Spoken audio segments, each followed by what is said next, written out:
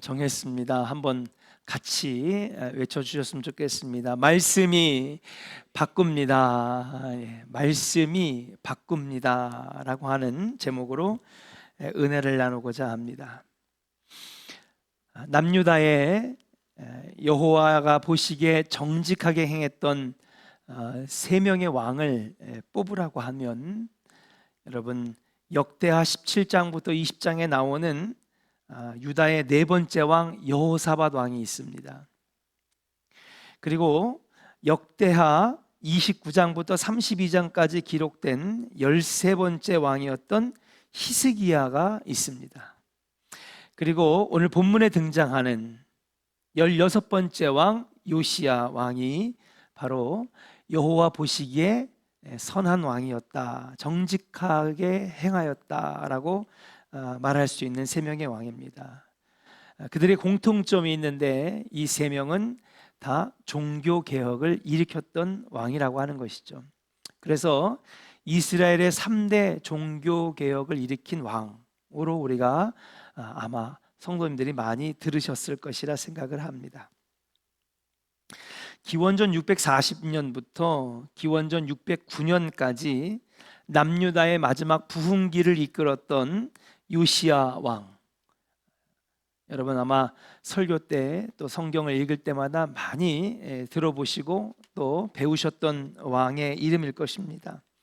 그런 여러분들이 잘 아는 것처럼 매우 이른 나이에 왕이 됩니다. 8살 때에 왕이 되었죠.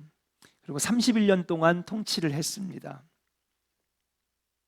아마도 이스라엘 왕들 가운데에서 남유다와 북이스라엘을 다 합쳐서 여러분 가장 어린 나이에 왕이 되었다라고 말씀드릴 수 있습니다. 그의 할아버지는 므낫세 왕이었는데, 여러분, 므낫세 왕은 상당히 악한 왕이었습니다. 우상을 섬기기를 매우 즐겨했던 왕이었습니다.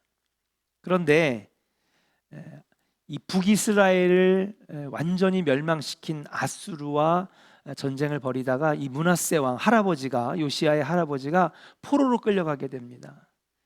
그런데 한번 매를 맞아서 그런지 정신을 차리고 돌아와요. 그래서 그렇게 우상을 섬기고 악행을 저질렀던, 하나님 보시기에 악한 왕이었던 이 므낫세가 아수르의 포로로 끌려갔다가 돌아온 다음에 이 할아버지가 여호사밧이나 히스기야나 요시야처럼 강력한 종교개혁을 한 건 아니지만 그래도 뒤늦게 후회하면서 하나님 앞에 회개하고 종교개혁을 하는 모습을 보이게 됩니다. 그렇게 우상을 제거하고 여호와의 제단을 보수하고 여호와를 섬기려고 했던 그 할아버지의 모습을 아마 어린 이 요시야는 분명히 봤던 것 같아요. 그리고 그 다음에 이어서 왕을 물려받았던 이 왕은 아주 짧은 기간만 통치하고 요시야에게 왕위가 넘겨지게 되는 것이죠. 아마도 어릴 적 요시야는 이런 할아버지 므낫세가 뒤늦게라도 깨닫고 회개하고 그리고 종교개혁을 일으키는 모습을 보면서 아마도 요시야도 종교개혁을 일으켰던 중요한 배경 중에 하나가 할아버지의 영향이었지 않겠는가. 오늘은 어린이날이잖아요, 그렇죠? 글쎄요, 어린이날 우리 조원교회 성도님들은 어떻게 보내셨을지 궁금합니다. 그런데 이 어릴 때의 아주 짧은 말 한마디, 짧은 시간의 경험이 일생 전체를 바꾸는 계기가 된다라고 하는 것을 우리는 잊어서는 안 됩니다. 예를 들면 히틀러는요, 굉장히 가난한 집안에서 자랐습니다.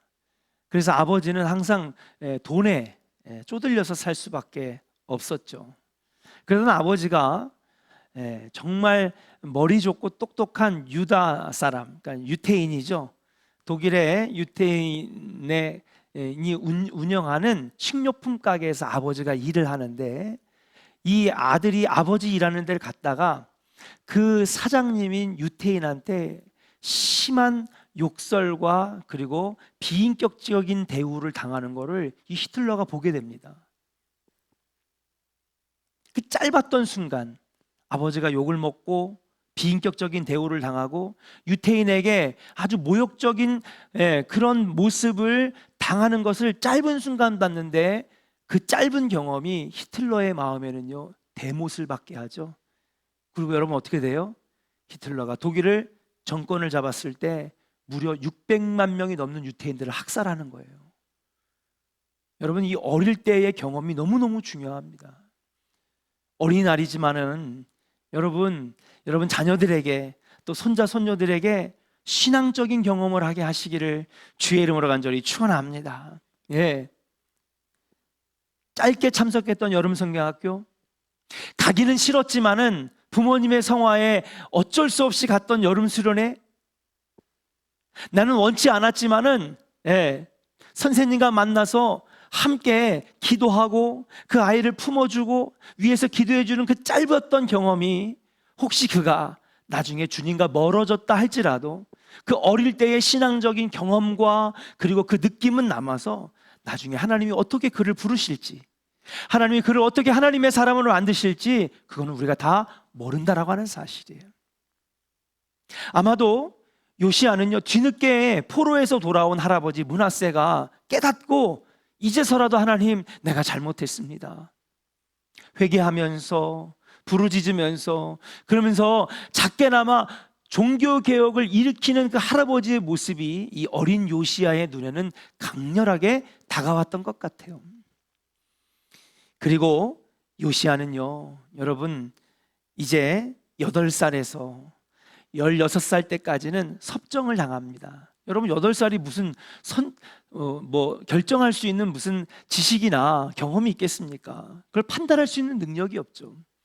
그래서 8년 동안에는 섭정을 하게 되다가 16살이 돼서야 비로소 어느 정도 성숙해졌기 때문에 그의 통치기로 들어가게 됩니다. 그런데 흥미로운 것은 16살 때에 하나님을 만난 기록이 여기 나와요. 오늘 말씀 역대하 34장 3절, 우리가 읽진 않았지만 같은 장에 있는 3절에 보면 이렇게 기록되어 있습니다. 아직도 어렸을 때 곧 왕위에 있은 지 8년에 그의 조상 다윗의 하나님을 비로소 찾고, 그랬습니다. 비로소 요시야가 다윗이 만난 하나님을 찾았다라고 하는 것입니다. 성경에서는 찾았다, 하나님을 찾다 그랬는데, 여러분 히브리 원문으로 번역해 보면 뭐뭐하기 시작했다, 하나님을 찾기 시작했다. 그것이 무엇입니까? 그때부터 본격적으로 성숙해져가는 인격 속에서 하나님을 인격적으로 만나기 시작했다, 본격적인 신앙생활을 하기 시작했다, 하나님을 찾고 부르짖기 시작했다라고 우리가 해석할 수 있는 것입니다. 이때부터 요시야는 하나님께 간구하는 삶, 기도하는 삶, 신앙적인 삶을 본격적으로 살기 시작했고, 아마도 이때부터 왕으로서 통치를 하기 시작했던 해라고 볼 수 있는 것이죠. 그리고 20살이 되는 해부터 본격적으로 전국적인 규모의 종교개혁을 시작합니다.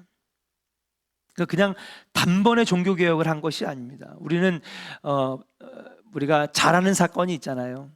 성전 보수를 하다가 성전 벽에서 여러분 율법책이 발견돼 가지고 율법책을 읽으면서 종교개혁을 한 것으로 알지만 그렇지 않습니다.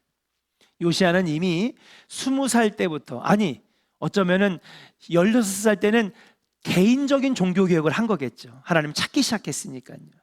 할아버지와 아버지와 그 앞에 수많은 악한 왕들하고는 달리 하나님을 찾기 시작했다는 건 개인적인 종교개혁이 시작이 되는 것이고, 20살 때 되어서는 왕으로서 전국적인 종교개혁을 시작을 하는데, 여호사밧이나 시스기야처럼 무엇을 했느냐, 여러분 아세라와 그 다음에 바알의 여러분 그 우상들, 동상들을 철거해 나가기 시작하고, 그리고 여러분 산당들을 제거하고 여러분 산당을 부신 것하고요, 그 다음에 바알과 아세라 목상들 이 부신 것, 이렇게 쓰러뜨린 거를 여러분 어떻게까지 했느냐, 여러분 그것을 가루로 빻다고 그랬어요. 가루로 빻아서 그 바알과 아세라를 섬기며 절했던 그 바알과 아세라의 제사장들의 무덤에다가 이 가루를 뿌려가지고 많은 사람들 앞에서 보여주는 거예요. 이 나라에는 절대로 우상이 발 디딜 틈도 없이 하나님의 나라로 만들어야겠다. 우상들은, 잘못된 것들은 가루로 만들 정도로 이 땅에서 없애버려야 되겠다라고 하는 강력한 의지를 보여준 것이라 라고 말씀드릴 수가 있는 것이에요. 뿐만 아닙니다.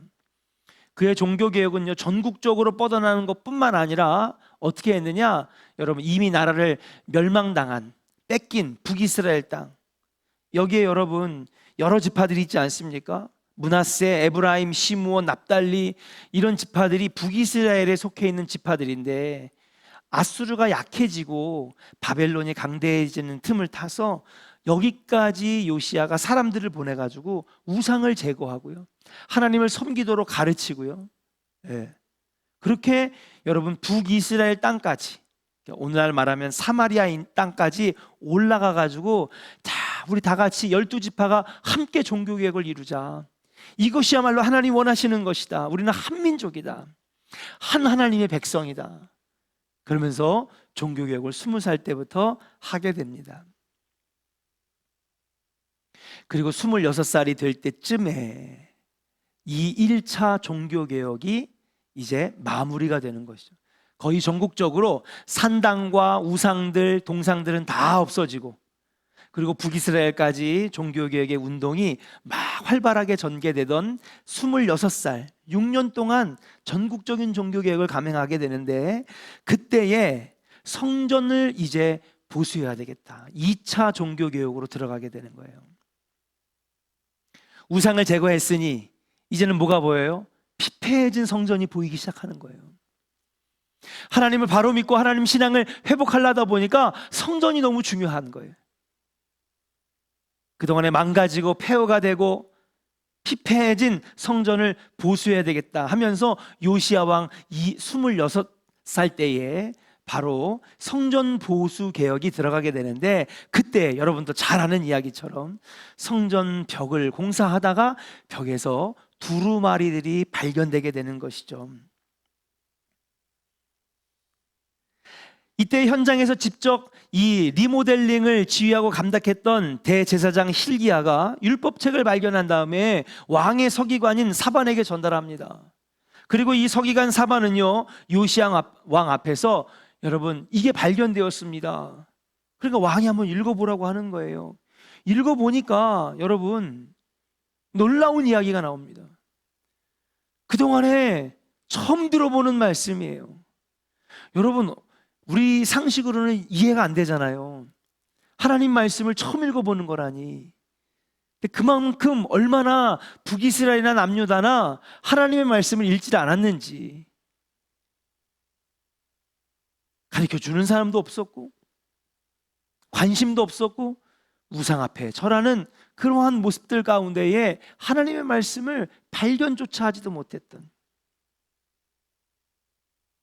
그리고 오늘 여러분과 제가 읽은 바로 이 본문이 서기관 사반이 요시야 왕 앞에서 율법책을 읽어 내려갈 때에 요시야가 보인 반응이 바로 오늘 본문의 말씀인 줄로 믿습니다.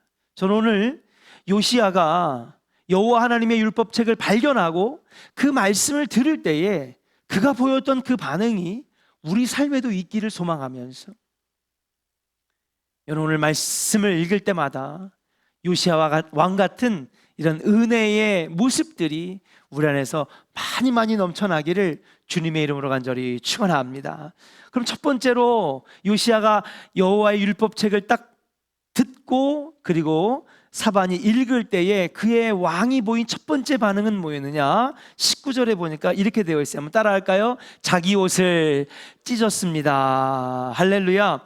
19절 말씀에 보니까 왕이 율법의 말씀을 듣자 곧 자기 옷을 찢더라 그랬습니다. 찢더라.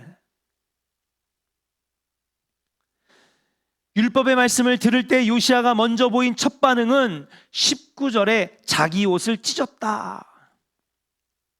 겉옷을 찢었을 것입니다. 여러분, 이 당시에 옷을 찢는다라고 하는 의미는 어떤 행동이냐? 여러분, 너무너무 슬플 때에, 너무너무 괴로울 때에 뭐 옷을 찢잖아요. 예.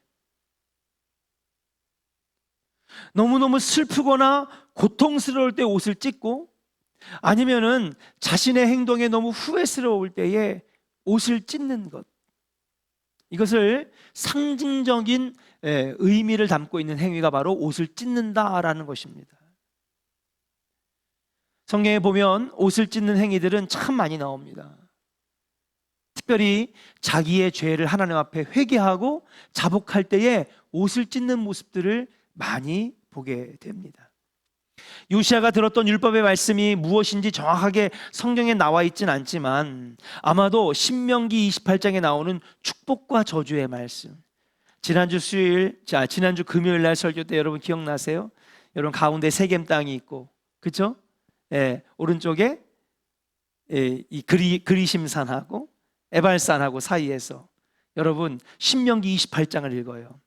한쪽 산에서는 풍성한 숲이 우거진 그리심산을 보면서 하나님의 축복의 말씀을 전할 때 하나님 축복 주시면 이렇게 풍성해진다고 하고, 그리심 사람들에게는 저주의 말씀을 딱 읽어낼 때 하나님의 저주를 받으면 민둥산, 아무것도 없는 폐허 같은 산의 모습을 보여주면서 하나님의 저주를 받으면 모든 것들이 다 뺏기는 참 불행한 삶을 산다라고 하는 시각적인 교육을 막 보여주잖아요.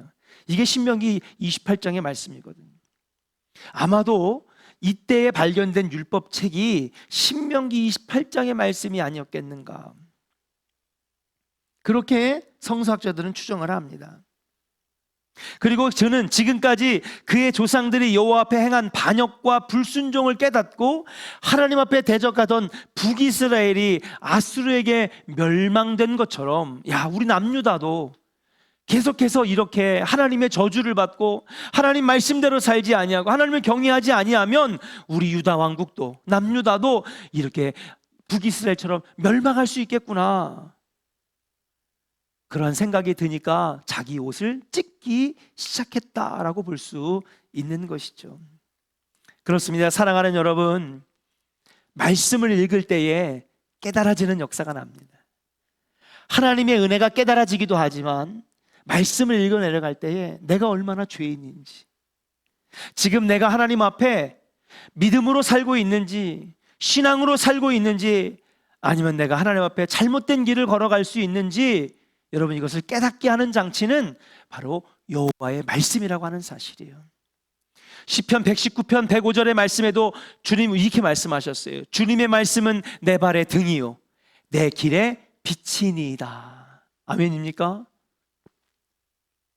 말씀을 읽어 내려갈 때에 여러분, 내가 지금 잘 걸어가고 있는지, 바른 길로 걸어가고 있는지, 하나님 앞에 정직한 길로 행하고 있는지를 여러분 깨달을 수 있는 거예요.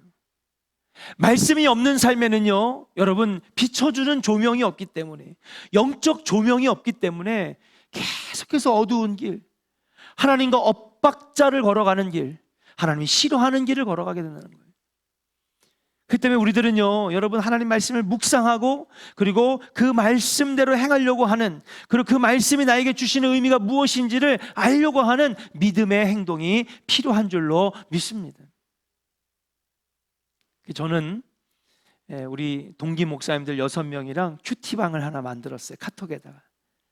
그래서 큐티한 것을 사진을 찍어가지고 이렇게 올립니다. 여러분들 그 성경 통독방처럼요. 그러면 각자 본인이 하나씩 큐티 교재 같은 걸 하나씩 사가지고요, 뭐 어떤 것을 고르든 상관이 없습니다. 매일매일 하는 게 중요하니까요. 그래서 그 말씀이 오늘 나에게 주신 의미가 뭘까? 왜 오늘 이 말씀을 나에게 주셨을까? 읽기도 하지만 그 옆에다가 나의 생각과 묵상들, 또 주님이 주신 생각들을 막 적어 내려가면서 이렇게 할 때 얼마나 날마다 행복한지 몰라요. 사랑하는 존의 성도 여러분, 말씀이 바꿉니다. 말씀이 내 생각을 바꾸고요, 잘못된 길을 바꾸고요, 정직하지 못한 내 삶을 바꾸는 장치가 바로 하나님의 말씀인데, 오늘 요시야 왕이 바로 그런 경험을 했다라고 하는 거예요. 하나님의 말씀을 다 듣고 그리고 그 말씀이 나에게 다가올 때에 하나님, 우리 이스라엘이 얼마나 하나님 앞에 잘못했는지, 얼마나 우리가 잘못된 길로 걸어갔는지 회개하게 하고 깨닫게 하고 바른 길로, 정직한 길로 걸어가게 하는 그런 은혜를 이 요시야가 말씀을 들을 때에 알게 되었다라고 하는 사실이에요. 우리 조원의 성도님들도 날마다 여러분 한 장이라도 좋으니 가능하면 3장, 더 많이 하면 더 좋고요. 여러분 꼭 말씀을 여러분 날마다 읽어내려 가시기를 주의 이름으로 간절히 축원합니다. 그 말씀이 나를 비춰줄 거예요. 그래서 어떤 이에게는 자기 옷을 찢을 만큼 회개케 하시기도 하고요, 잘못된 것들을 깨닫게 하시고요, 바른 길 깨닫게 하시는 놀라운 은혜의 장치가 바로 말씀이다. 여러분 이 요시야가 받았던 말씀을 들을 때에 여러분 깨닫고 자복하고 회개하는 은혜가, 그리고 바른 길로 걸어가는 은혜가 여러분 안에 있기를 주의 이름으로 간절히 축원합니다. 두 번째, 요시야가 여호와의 율법책을 들을 때에 어떤 반응을 보일까요? 두 번째는 한번 읽기 따라 하겠습니다. 하나님의 뜻을 구했습니다. 요시야는 여기에 그치지 않았습니다. 율법책을 다 들은 후에 그 다음에 그가 한 두 번째 행동은 뭐냐, 말씀을 들은 다음에 그가 한 두 번째 행동은 뭐냐 하면 하나님의 뜻을 구하기 시작했다는 거예요. 하나님의 뜻을. 자, 우리 한번 20절 21절을 한번 같이 읽어보겠습니다. 20절 21절. 자, 준비되셨습니까? 함께 읽겠습니다. 시작. 왕이 hil기야와 사반의 아들 아히감과 왕의 시종 아사야에게 명령하여 이르되 너희는 가서 나와 및 이스라엘과 유다의 남은 자들을 위하여 이 발견한 책의 말씀에 대하여 여호와께 물으라. 우리 조상들이 여호와의 말씀을 지키지 아니하고 이 책에 기록된 모든 것을 준행하지 아니하였으므로 여호와께서 우리에게 쏟으신 진노가 크도다 하니라. 할렐루야. 아멘. 예. 여러분 20장에 보니까요, 이제 그 말씀을 들은 다음에 왕이 hil기야, 사반의 아들 아히감 이런 사람들을 다 불러 모아놓고, 야, 너희는 가서 이 하나님께서 이 율법책을 발견하게 하신 것, 그리고 이 말씀을 내게 듣게 하신 그 뜻을 여호와께 물으라. 그렇게 21절에 나옵니다. 이 발견한 책의 말씀에 대하여 여호와께 물으라. 그렇게 말하고 있어요. 그러니까 다른 사람한테 물어보는 게 아니라 누구에게 물어봐요? 여호와께 물어봐라 그런 것입니다.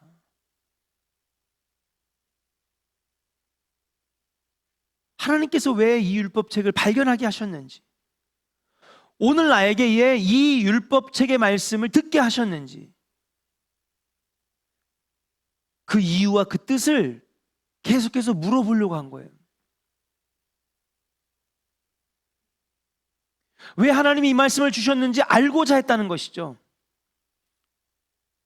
자, 그러면 어떻게 하나님께 물어봤을까? 그 다음에 분명히 내용이 나옵니다. 22절, 23절 같이 한번 읽어볼까요? 시작. 이에 hil기야와 왕이 보낸 사람들이 여선지자 훌다에게로 나아가니 그는 하스라의 손자 도카스의 아들로서 예복을 관리하는 살룸의 아내라. 예루살렘 둘째 구역에 살았더라. 그들이 그에게 이 뜻을 전하매 훌다가 그들에게 이르되 이스라엘 하나님 여호와께서 이같이 말씀하시기를 너희는 너희를 내게 보낸 사람에게 말하라 하시니라. 그래요, 여러분. 그 왕의 명령을 받고 여러분 hil기야와 여러 명의 사람들, 서기관과 뭐 이런 사람들이 가가지고 여호와께 물으려고 합니다. 여호와께 물으려고 하는데 이들 스스로가 하나님께 물을 수 있는 영역을 가지고 있지 않으니까 누구에게 찾아가냐 하면요, 살룸의 아내 누구예요? 훌다에게 찾아갑니다. 이 훌다는요 비록 여인이고 그리고 살룸의 아내였지만 여기 보니까 여선지자라고 되어 있어요. 선지자가 무엇입니까? 하나님의 말씀을 대언하는 사람이죠. 그래서 막상 이 여선지자에게 가보니까는요, 이 여선지자 훌다가요 하나님의 음성을 들었어. 예, 하나님의 음성을 들었어요. 그러니까 오늘 23절에 보니까 하나님께서 이같이 말씀하시기를, 그러니까 이 훌다가요 여러분 어젯밤에 들었는지 그젯밤에 들었는지 모르겠지만 이미 하나님의 말씀을 들은 거예요. 이들이 찾아올 줄 알고 요시야가 하나님의 하나님께 여호와께 왜 이 말씀을 발견하게 하셨는지, 그리고 왜 이 말씀을 오늘 듣게 하셨는지, 왜 여러 말씀 중에서도 신명기 28장을 듣게 하셨는지 그 이유를 물을 줄 알고 하나님은 여선지자 훌다에게 나타나셔서 그 이유를 설명해 주시는 음성을 들려주셨다라고 하는 사실이에요. 놀랍지 않습니까? 그리고 나서 24절부터 28절까지는 어떤 내용이냐, 왜 하나님께서 이 말씀을 요시야에게 내렸는지, 듣게 하셨는지, 발견하게 하셨는지를 하나님의 그 뜻을 훌다의 입을 통하여서 알려주게 되는 것이죠. 24절 한번 제가 읽어보겠습니다. 여호와께서 이같이 말씀하시기를, 그러니까 훌다에게 여호와께서 자기에게 말했다는 거예요. 내가 이곳과 그 주민에게 재앙을 내리되 곧 유다 왕 앞에서 읽은 책에 기록된 모든 저주대로 하리니. 여러분, 여기가 왜 신명기 28장이라고 추정을 하냐 하면 저주의 말씀, 이 말씀대로 내가 지금 남유다를 저주하겠다고 하시는 거예요. 그래서 여러분, 아마도 그 벽에서 나온 율법책이 신명기 28장의 저주의 말씀, 축복의 말씀이 아니겠는가 성서학자들이 추정하는 것이죠. 여러분, 이것이 굉장히 중요합니다. 요시야가 다른 사람들과 달랐던 이유는 뭐냐 하면 하나님 여호와의 말씀을 들을 때에 그냥 듣고 끝난 것이 아니라 이 말씀을 왜 주셨는지, 오늘 이 말씀을 나에게 읽게 하신 이유가 뭔지, 왜 벽 속에서 이 율법책이 발견되어 나에게 읽게 하신 것인지, 여러분 그 하나님의 뜻을 계속해서 물어보려고 알고자 했던 모습이 있었다라고 하는 사실이에요. 여러분, 이 모습이 우리 조원교회 저와 여러분들에게도 늘 충만하게 있기를 주의 이름으로 간절히 축원합니다. 어떤 사람은 말씀을 들었어요. 설교를 들었습니다. 어떤 사람은 성경을 읽었습니다. 그럼 오늘 나에게 이 말씀을 주신 이유가 뭘까?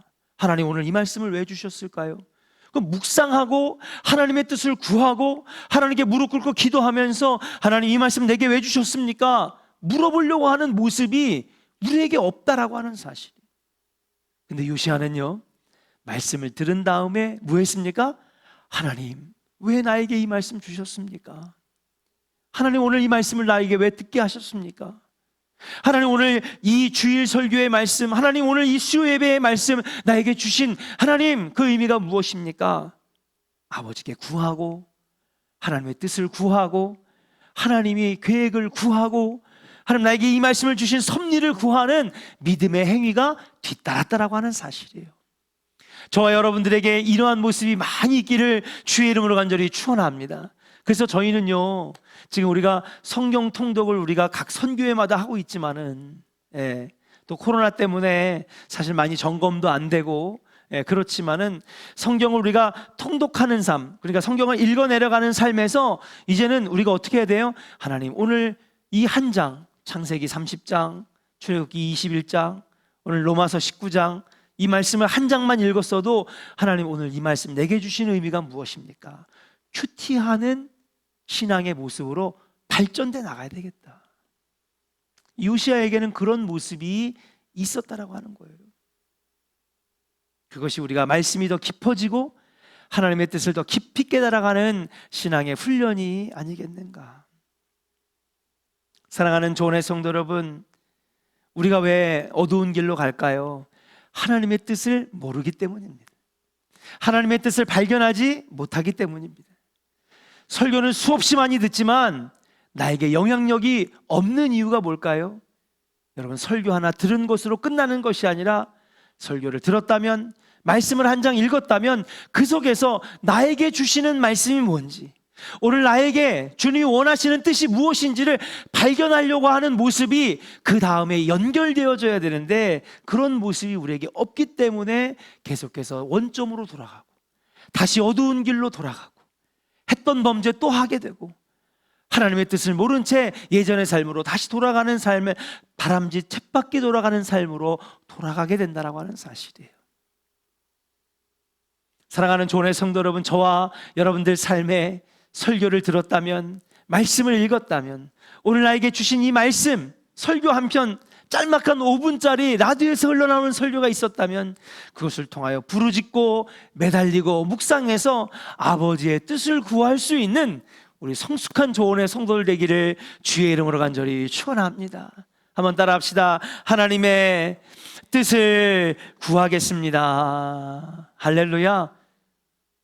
우리가 예배하고 말씀 듣고 우리가 함께 말씀을 듣고 읽었다면은 그 다음엔 하나님의 뜻을 구하는 단계로 나아가야 된다라고 하는 사실. 그게 기도의 자리가 중요하다. 마지막입니다. 말씀을 읽은 다음에 요시야의 세 번째 반응은 무엇이었을까요? 따라합시다. 여호와께 순종하기로 결단합니다. 아멘. 행함이 없는 믿음은 죽은 믿음이라고 그랬습니다. 행함으로 구원받는 건 아니지만 우리가 믿음으로 구원받아 거듭난 인생이 되었다면 그 거듭난 인생의 증거로서 행함이 나타나야 되는데 요시야는요, 은혜 받고 거듭나고 결단하고 깨달은 다음에 행함이 있는 믿음으로 나아갔다는 거예요. 그래서 어떻게 합니까? 29절부터 33절까지 여러분 34장이 끝나가는 이 모든 걸 읽을 시간은 없지만 여러분이 잘 아는 것처럼 드디어 그의 3차 종교개혁이 시작이 되는 거예요.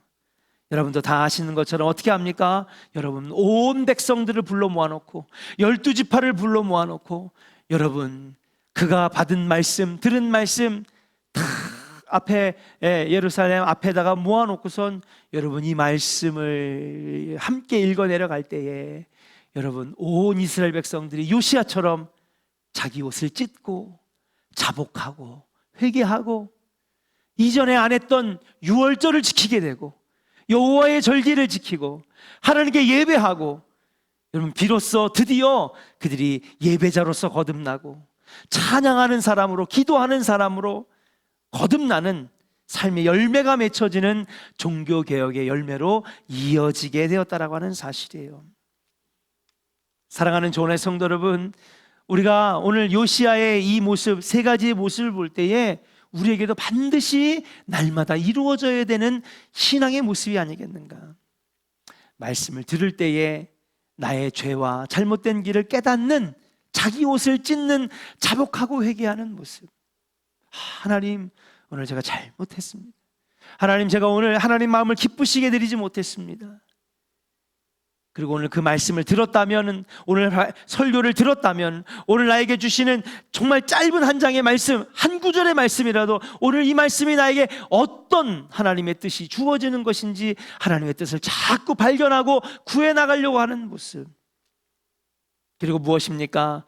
그렇게 깨달았다면 삶으로 변화되는 순종과 결단과 행함의 삶으로 바뀌어지는 모습, 이것이 바로 요시야가 오늘 우리에게 보여준 그의 믿음의 삶이 아니었겠는가.